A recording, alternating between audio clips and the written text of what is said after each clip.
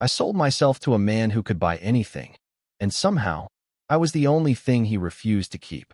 The rain hit the windshield in sharp, uneven bursts, like it couldn't decide whether to pour or hold back, and I gripped the steering wheel harder than I needed to. My knuckles pale under the dashboard glow, my breath shallow, uneven, loud in the quiet of my car, because silence had become dangerous lately. Silence meant thinking, and thinking meant remembering the moment everything fell apart. The moment numbers on overdue bills stopped being just numbers and started feeling like a countdown I couldn't escape. I was 23, working 2 jobs, 12-hour shifts that blurred into each other, living in a 1-bedroom apartment that smelled faintly of cheap detergent and desperation. And still it wasn't enough. It was never enough, because debt doesn't wait. It doesn't care how tired you are or how hard you try. It just grows, quietly, steadily, until it owns you. And that night, I realized it didn't just own me. It owned my father too, the man who once promised he'd protect me from everything, now sitting across from me at the kitchen table with trembling hands and eyes that wouldn't meet mine. The overhead light flickering just enough to make everything feel unreal, like a scene I wasn't supposed to be part of. "I didn't think it would get this bad," he said, voice cracking in a way I had never heard before, and I wanted to be angry. I wanted to yell, to demand answers, but all I felt was cold, a slow, creeping cold that settled deep in my chest as he slid the paper toward me. The number at the bottom didn't make sense at first. It was too big, too impossible, the kind of number you only see in headlines or movies. Not on your own kitchen table, not tied to your name, and definitely not tied to a man who didn't believe in second chances. "He's coming tonight," my father whispered, and something in the way he said it made the air feel heavier, like the room had shrunk around us, like there was nowhere left to run. I remember standing there, staring at the door, counting seconds without realizing it, my heart beating so loud it drowned out everything else. Until the knock came. Not loud, not aggressive, just certain, controlled, like whoever stood on the other side already knew we wouldn't say no. I should have been scared.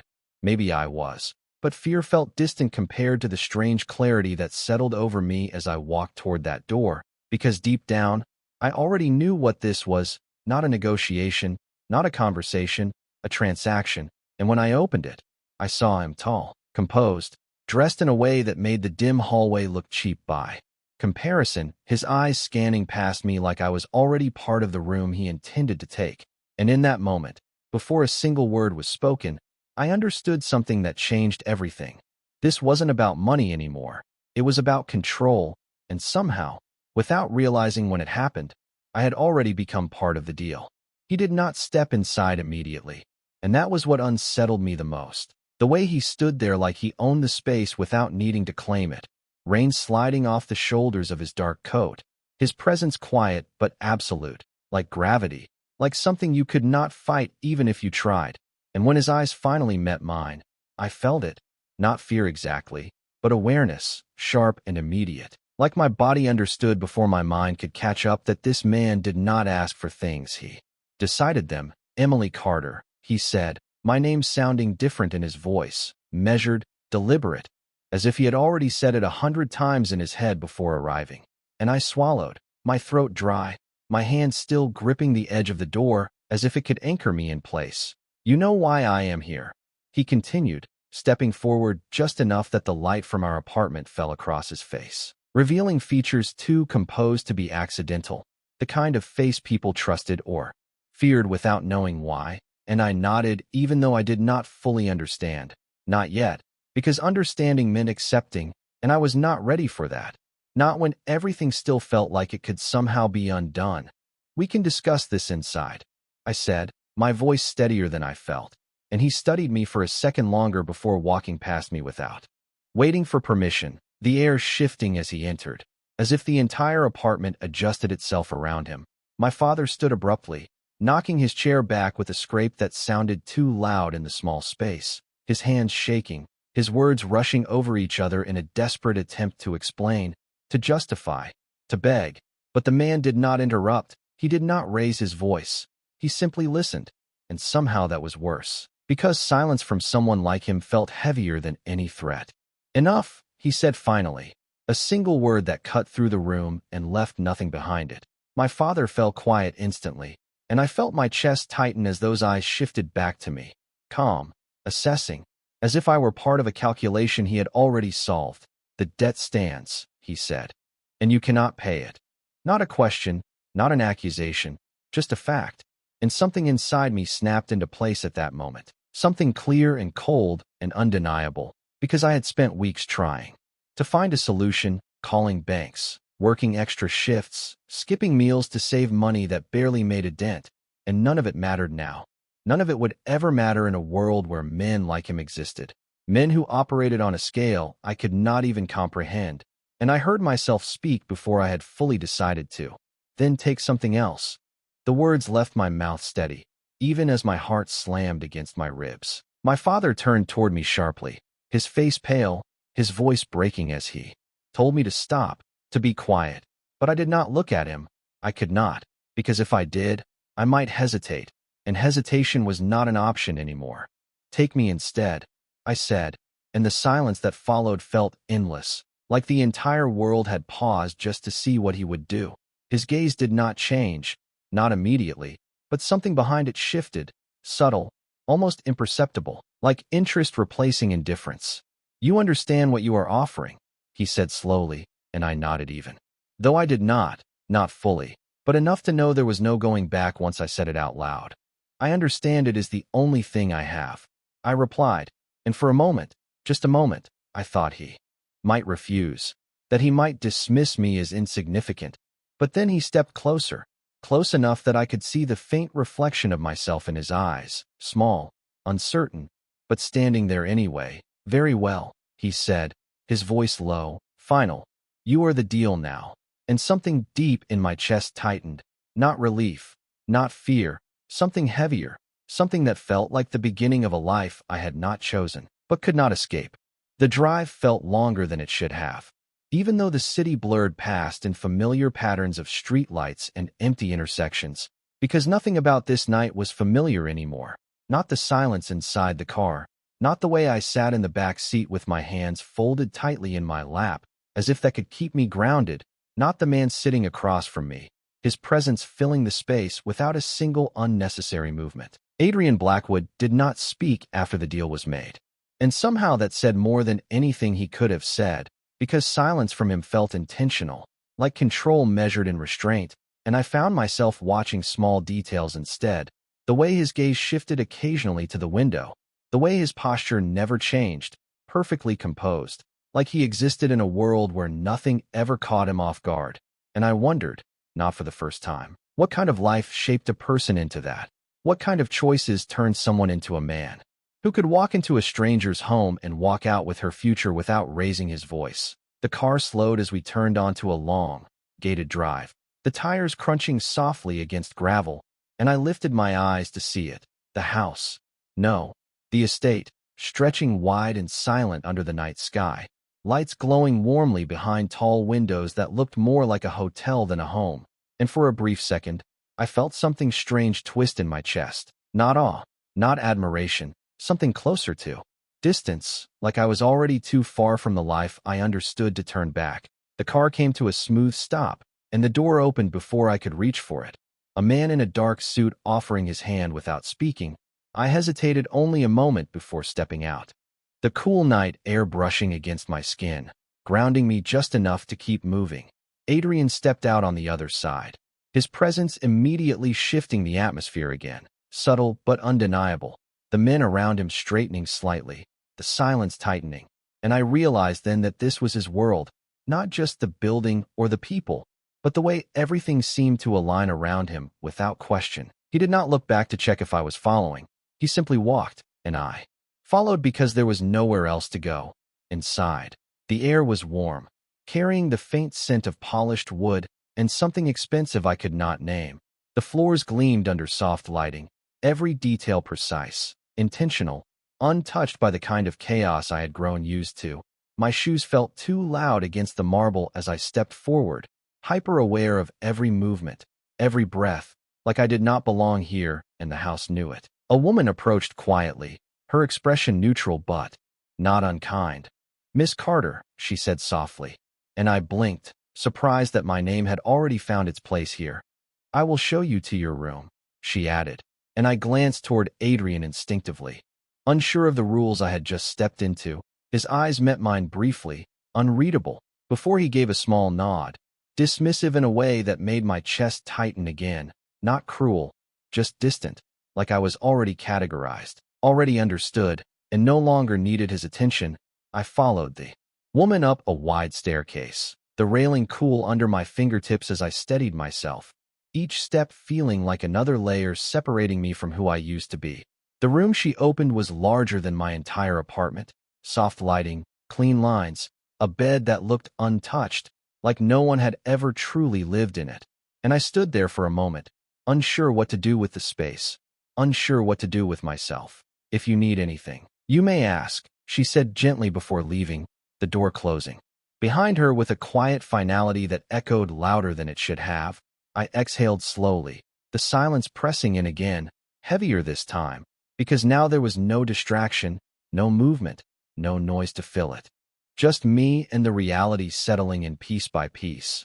I was here, in a place I did not choose, bound to a man who saw me as a transaction. And for the first time that night, I allowed the truth to settle fully. This was not temporary. This was not something I could simply endure and leave behind.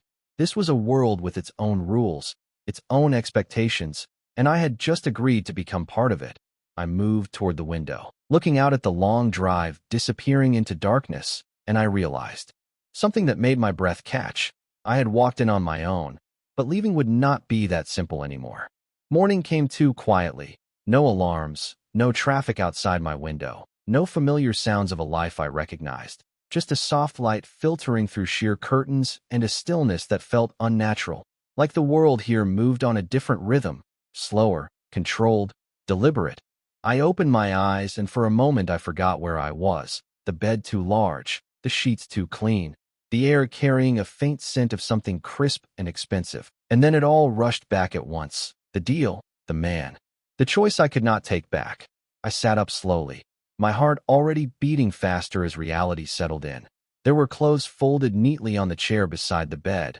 Not mine, not anything I owned. Simple but elegant, like someone had already decided what version of me belonged here. I hesitated before touching them, a strange resistance rising in my chest, because wearing them felt like accepting something I was not ready to accept, but staying in yesterday's clothes felt even more out of place. So I changed, each movement slow, deliberate, as if I could delay what came next just by taking my time. The fabric felt different against my skin, softer, heavier, like it carried weight beyond what I could see. I stepped out into the hallway, unsure where to go, unsure if I was even allowed to wander, but the house was already awake, quiet footsteps somewhere in the distance, voices low and controlled. Everything functioning with an efficiency that made my own life feel chaotic in comparison. I followed the sound of movement until it led me to a wide dining room, sunlight spilling across a long table set with precision. And there he was, Adrian, seated at the head as if it was the only place he had ever belonged, his posture perfect, his attention focused on a tablet in front of him, a cup of coffee untouched at his side. He did not look surprised to see me, which somehow made it worse, like my presence here was already expected, already accounted for. "Sit," he said without looking up, his voice calm, neutral, not unkind, but not warm either, just controlled. Everything about him was controlled. I hesitated only a second before pulling out a chair, the sound of it against the floor echoing louder than I intended.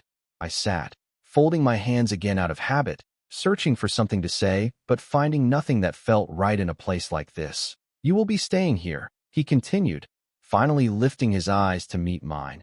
And I felt that same awareness again, like being studied, not judged, just understood in a way that made me uncomfortable. "There are expectations," he added, setting the tablet aside, his full attention on me now, and I straightened slightly without meaning to, as if my body reacted to him before my mind did. "You will be taken care of," he said, and something in the phrasing made my chest tighten, because it sounded less like kindness and more like structure, like a rule already decided. "In return, you will not create problems," he continued, his tone still even, but there was an edge beneath it now, not threatening, just Firm, like a boundary drawn clearly in the sand. I nodded slowly, not because I agreed, but because I understood that agreement was not required here, only compliance. And what exactly am I to you? I asked before I could stop myself, the question hanging in the air heavier than I expected. His gaze did not shift, did not soften. It remained steady, unflinching. You are the resolution to a problem, he said simply, and the words landed harder than they should have. Not loud, not harsh, just precise, like they were meant to be undeniable. I held his gaze for a second longer before looking away, the truth of it settling into something quiet and sharp inside me, because I had known it from the moment I spoke those words at the door. But hearing it like this, so clearly, so calmly, made it real in a way I could not ignore. I was not here because he wanted me, not because he needed me, but because I fit into something he had already decided. And as I sat there in a house that did not feel like mine, across from a man who saw me as nothing more than a solution, I realized something that made my chest feel hollow. I had traded one kind of uncertainty for another, and this one came with rules I had not yet learned how to break. Days did not pass the way they used to. They did not blur together with exhaustion and noise. They stretched, quiet and controlled, each hour marked not by urgency, but by routine that was not mine. And I started to notice things I had never paid attention to before. The way the staff moved without hesitation, the way doors opened before anyone reached for them, the way everything in this house functioned like a system designed long before I stepped into it. And yet somehow, I was expected to fit into it without instruction, without explanation. I walked through the halls slowly, memorizing turns, counting steps without realizing it, as if mapping the place in my mind could give me some sense of control. But control here did not belong to me. It never did. I saw Adrian only in fragments at first, a passing silhouette at the end of a corridor, a voice behind closed doors, the low murmur of conversations I was not meant to hear.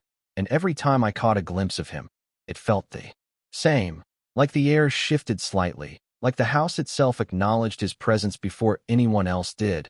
And I hated that I noticed it, hated that part of me reacted to it, because that reaction felt like surrender, and I had not agreed to surrender, not completely. One afternoon, I stepped outside for the first time, drawn by the silence of the gardens that stretched farther than I expected, trimmed hedges, wide stone paths, everything symmetrical, controlled. Even nature here looked like it followed rules. I walked without direction, just to feel movement, just to remind myself that I could still choose where to go, even if those choices were small, even if they led nowhere. You are not required to stay inside. His voice came from behind me, calm, steady, and I turned too quickly, my breath catching in a way I did not like. Adrian stood a few feet away, hands in his pockets, his expression unreadable as always. But there was something different in the way he looked at me now. Not softer, not warmer, just aware, as if he had been observing longer than I realized. I was not aware there were requirements about that. I replied, my voice more controlled than I felt, and his lips curved slightly, not quite a smile, but something close enough to feel intentional. There are requirements about everything, he said, stepping closer, his presence closing the distance without effort, and I held my ground. Even as something inside me urged me to step back. Then perhaps you should have given me a list, I said, the words leaving my mouth before I could soften them, before I could make them safer. His gaze sharpened just slightly, not offended, not angry, but attentive, like I had said something worth noting. You would not follow it, he replied simply, and that caught me off guard, because he said it with certainty, like he had already decided who I was, what I would do, what I would refuse. And I realized then that he had been watching, not just my movements, but my reactions, the way I held myself, the way I spoke, the way I did not fully bend. You do not know me, I said, quieter this time, and for a moment something flickered in his expression, something so brief I almost missed it. I know enough, he answered, his voice lower now, not louder, but somehow more present, and I felt that same tension again, the strange pull between resistance and something else I could not name, because part of me wanted to prove him wrong, wanted to show him that I was not just another piece in his system, not just something he could categorize and control, but another part of me recognized something dangerous in the way he observed, in the way he listened without interrupting, in the way he did not need to raise his voice to be heard. "You think this is control," I said, gesturing faintly toward the house behind us, the perfectly arranged world he lived in. "But it is just a cage with better lighting." The words hung in the air between us, and for the first time, he did not respond immediately, his gaze holding mine, steady, measuring, and I wondered if I had crossed something invisible, if I had said too much. But then he exhaled slowly, almost thoughtfully. "Every structure looks like a cage to someone who does not understand it," he said, and his tone was not defensive, not dismissive, just certain, like everything else about him. And I felt something shift inside me again, because this was not the reaction I expected, not anger, not correction, just perspective, and that unsettled me more than anything else, because it meant this was not a game I understood yet, not a world I could navigate with instinct alone. And as I stood there in a place that looked perfect from the outside, but felt like something else entirely from within, I realized that the most dangerous part was not being trapped. It was the slow, quiet way you started to question whether you had ever been free to begin with. It started with something small, so small I almost missed it, the kind of detail that would not have mattered in my old life. But here, in a place where everything was measured and intentional, even the smallest shift felt significant. It was late afternoon when I returned inside, the air cooler against my skin as the doors closed quietly behind me, and I paused for a second, adjusting to the silence again, that strange, polished silence that never quite felt natural. I walked toward the staircase, my steps slower than usual, my mind still replaying the conversation in the garden, his words settling in places I did not expect, challenging things I had not questioned before, and I hated that. I hated that he could do that without even trying, that he could make me second-guess something as simple as the feeling of being trapped. I reached the top of the stairs and stopped, not because I meant to, but because I heard my name, not spoken loudly, not called out, just said in that same controlled tone that always seemed to find me even when I was not looking for it. "Emily." I turned, and there he was again, standing at the far end of the hallway, his presence as steady as ever. But there was something different now, something I could not quite define, like the distance between us had shifted slightly, not physically, but in a way that made the space feel less absolute. "You did not eat lunch," he said, and I blinked, caught off guard by the statement. Because it was not a question, it was an observation, and for a moment, I did not know how to respond. "I was not aware you were monitoring my meals," I said, the edge in my voice softer this time, less defensive, more uncertain, and his expression did not change, but his gaze held mine longer than usual. "I notice patterns," he replied simply, and something about that answer made my chest tighten, not because it was invasive, but because it was honest, disarmingly so. And I realized then that this was how he operated, not through force, not through demands, but through awareness, through quiet observation that left very little room for anything to go unnoticed. "I was not hungry," I said after a second, and it was partly true, because hunger had become something distant lately, something overshadowed by everything else. He stepped closer, not enough to crowd me, just enough to shift the balance again. "That will change," he said, and there was something in his tone now, something almost certain, like he was not just referring to food, and I felt that tension again, the pull I could not quite explain, the way his presence made everything feel sharper, clearer, more real. And I hated that I noticed it, hated that part of me responded to it, because responding meant engaging, and engaging meant losing control in ways I did not understand yet. "You assume a lot," I said quietly, and for a moment, I expected the usual response, something measured, something distant, but instead, he tilted his head slightly, studying me in a way that felt less like evaluation and more like curiosity. "No," he said after a pause.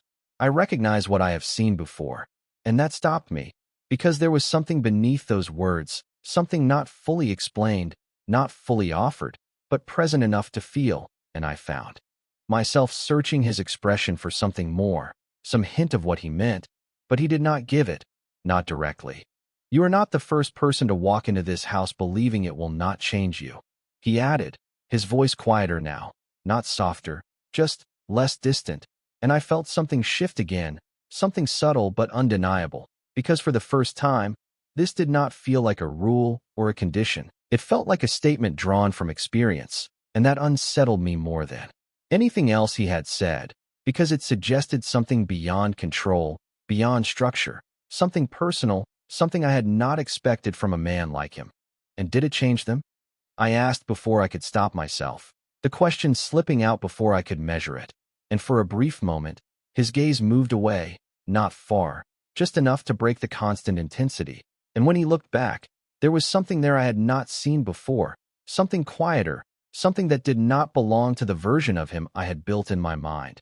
Everyone changes, he said, and the simplicity of it carried more weight than anything else. And I stood there, caught between the version of him I thought I understood and the version I was just beginning to see, realizing that the most dangerous thing about this place was not the rules, not the control, not even the deal itself. It was the slow, quiet way it started to feel like something else entirely, something I was not prepared for, something I might not be able to walk away from when the time came. It did not happen all at once. There was no single moment I could point to and say that was when everything shifted. It was slower than that, quieter, the kind of change that settles in without asking for permission.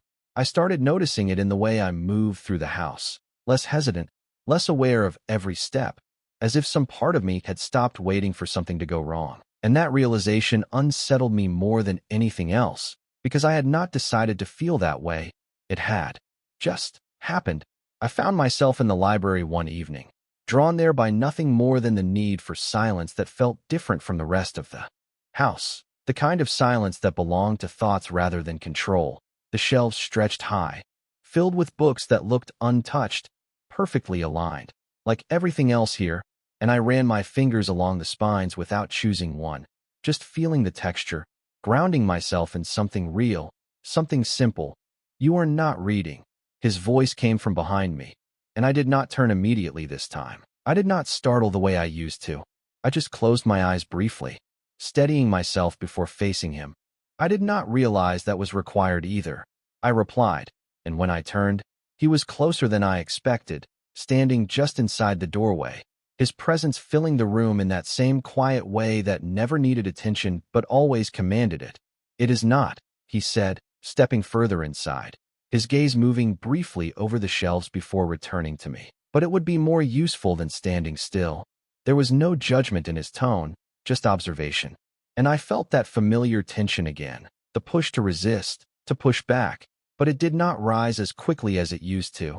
"Not everything has to be useful," I said, softer this time. And for a moment, something shifted in his expression, not disagreement, not dismissal, just a pause, like he was considering the idea rather than rejecting it. And that was new.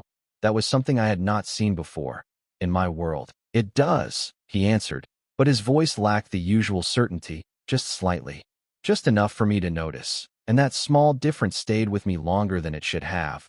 I turned back toward the shelves, pulling a book at random, more to create distance than out of interest, but I did not open it. I just held it, aware of him still standing there, still watching, not intrusively, not aggressively, just present. And that presence was becoming harder to ignore. "Why did you agree so quickly?" he asked suddenly, and the question caught me off guard, not because of what it was, but because of who asked it. It did not sound like a test. It did not sound like control. It sounded like something else, something closer to curiosity, and I tightened my grip on the book slightly, my mind searching for an answer that made sense. "Because I did not have a choice," I said finally, the words simple, direct, and for a moment, the room felt still in a different way, like something deeper had settled between us. "There is always a choice," he replied, but his voice was quieter now, less certain than before, and I turned to look at him fully, studying him the way he always seemed to study everything else. "Not when the consequences are already decided," I said, and the honesty in my voice surprised even me, because I had not meant to say it like that, had not meant to reveal that much, but it was too late to take it back. His gaze held mine for a long moment, longer than usual, and something in it shifted again, something I could not fully understand, but I could feel it, like a crack in something solid, small, almost invisible.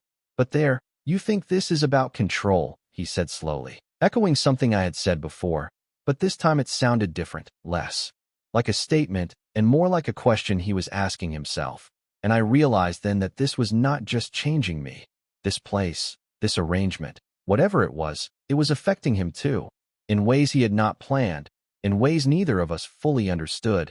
And as I stood there holding a book I had not opened, facing a man who was no longer as unreadable as he once seemed, I felt something settle in my chest, not comfort, not acceptance, but something just as dangerous, the realization that the distance between us was no longer as wide as it used to be, and that closing that distance might be the one thing I would not be able to undo. It was the quiet that made it feel real, not the kind of silence I had grown used to in this house, but something deeper, something that settled under my skin and refused to leave, like a thought I could not quite finish. Days passed, and I stopped counting them, not because they did not matter, but because time here did not belong to me the way it used to. It stretched and folded around moments that felt too sharp to ignore, like the way Adrian's presence no longer made me instinctively step back, or the way I had started to recognize the rhythm of his footsteps before I even saw him. And that realization should have unsettled me more than it did, but instead it lingered, quiet and persistent, like something I was slowly learning rather than resisting. It was late when it happened. The house dimmed into that soft, controlled stillness that came after midnight, when even the staff moved less, when everything seemed to pause without ever truly stopping. I had not meant to leave my room, but sleep had become unreliable, slipping away the moment I tried to hold on to it. So I walked, barefoot against the cool floor, following nothing but the need to move, to think, to breathe somewhere that did not feel so carefully arranged. I found myself back in the library without deciding to go there. The same shelves, the same untouched order, but it felt different now. Less like a place I did not belong, and more like a space that had begun to recognize me. I moved slowly, tracing the same path I had days before, my fingers brushing against the spines again, until I finally pulled one out, not because I cared what it was, but because I needed something to hold on to, something real. I opened it this time, not reading, just letting the pages fall where they would, and for a moment, everything felt still in a way that did not press against me, until I felt it, that shift in the air that always came before him, subtle but undeniable. I did not turn immediately. I did not need to. You cannot sleep. His voice came from behind me, quieter than usual, not distant, just closer, and I exhaled slowly, closing the book without marking the page. Neither can you, I replied, and when I turned, he was standing nearer than I expected, not at the doorway this time, not keeping that careful distance he always maintained, just a few feet away, close enough that the space between us felt intentional, not accidental. His gaze met mine, steady, but there was something different in it now, something less guarded, like the walls he carried were not gone, but not as solid as before. This house does not encourage rest, he said, and there was a faint edge to his voice, something almost dry, like humor that did not quite reach the surface, and I found myself reacting before I could stop it, a small breath that was almost a laugh, almost, and the moment it happened, something shifted again, something fragile and unexpected. His eyes flickered slightly, catching that reaction, holding on to it longer than anything else, and I felt it then, the change that had been building without either of us naming it. The distance that had once defined everything between us was no longer fixed. It moved now, subtly, dangerously. Then why stay in it? I asked, softer than I intended, because the question was not just about the house anymore, and he seemed to understand that. Because he did not answer right away, his gaze drifting briefly past me, towards something I could not see, before returning, more focused than before. Because leaving is not always an option, he said, and the words settled between us with a weight that felt familiar, too familiar, and for a moment, I forgot who he was supposed to be, forgot the version of him I had built in my mind, the one defined by control and certainty, because this version, the one standing in front of me now, felt different, not weaker, not softer, just human in a way I had not expected. And that was the most dangerous part, not the power he held, not the rules of this place, but the quiet, undeniable realization that he was not as untouchable as I thought, and neither was I. And as we stood there in a silence that no longer felt empty, I understood something that made my chest tighten. This was no longer just a deal, not in the way it had been at the beginning. It was becoming something else, something neither of us had planned, something that did not follow the rules he had set. And the worst part was not that it was happening. It was that I was no longer sure I wanted it to stop. Morning did not feel like a beginning anymore. It felt like a continuation of something I had not agreed to name, the kind of quiet that lingered after a moment you could not undo. And I stood by the window in my room, watching the long drive stretch into the distance, the same path I had walked in without understanding what I was leaving behind.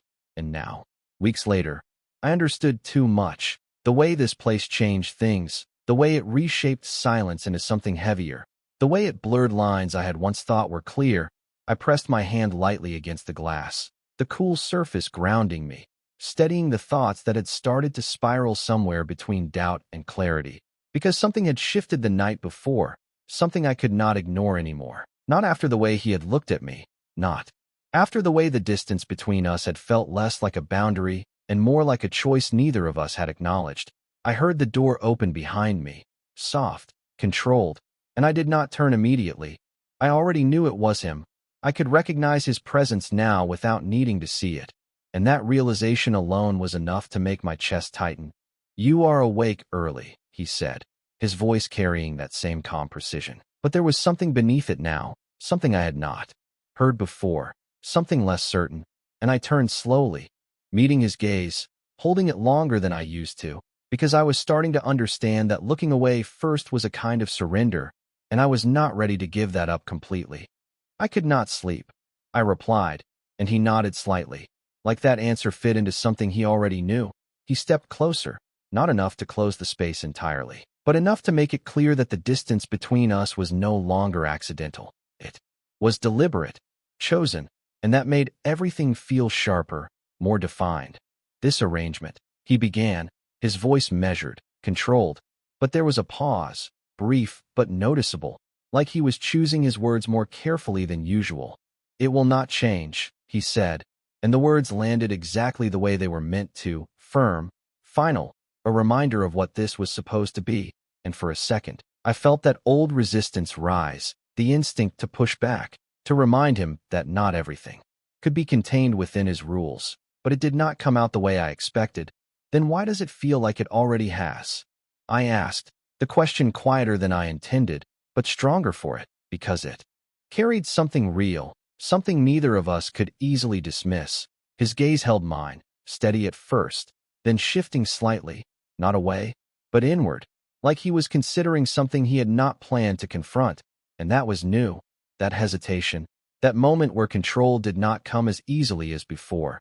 "You are here because of a deal," he said after a pause, his tone returning to that familiar certainty. But it did not carry the same weight anymore, not after everything that had happened, not after everything that had changed in ways neither of us had agreed to. I took a step forward before I could stop myself, closing a part of the distance that had once felt impossible to cross. And I saw it then, the subtle shift in his expression, not retreat, not resistance, just awareness, sharp and immediate. "And you keep reminding me of that," I said, my voice steady, even as my heart beat harder than it should have. "But you do not act like it." The words hung between us, heavier than anything I had said before, because they were not just defiance, they were truth, and truth was harder to dismiss. His jaw tightened slightly, not in anger, but in something closer to restraint, like he was holding on to something he did not want to acknowledge. And for a moment, neither of us moved, neither of us spoke, the silence stretching, but it was not empty anymore. It was full of everything we were not saying, everything we were starting to understand without admitting it, out loud. "You are mistaken," he said finally, but the words lacked conviction, just enough for me to hear it, just enough for me to know that he heard it too. And something inside me settled at that moment, not comfort, not certainty, but clarity, because I understood now what this was becoming, not something simple, not something contained, but something unpredictable, something that did not follow the rules he had set or the boundaries I had tried to hold on to. And as I stood there, closer to him than I had ever been, looking at a man who was no longer as certain as he once was, I realized the most dangerous truth of all. I had walked into this as a solution to his problem, but somewhere along the way, I had become something he could not control, and that was the one thing he had never planned for.